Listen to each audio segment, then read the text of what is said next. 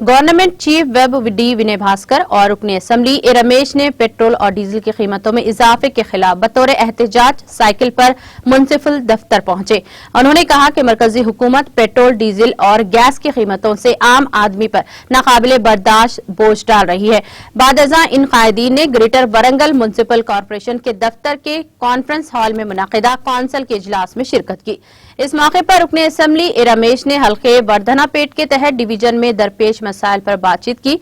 उन्होंने कहा कि वर्धनापेट हल्के के तहत डिवीजन के हुदूद में जमशुदा देहातों में जेर इल्तिवा कामों को जल्द से जल्द तकमील करने पर जोर दिया और साथ ही इंजमाम शुदा देहातों में शहरी माहौल पैदा करने का भी काम किया जाना चाहिए।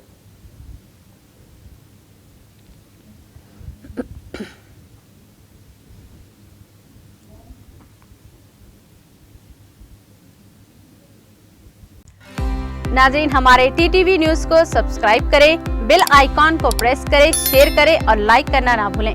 और किसी भी एडवर्टाइजमेंट के लिए हमारे इस नंबर पर कांटेक्ट करें। हमारा नंबर है 9550102020 पर।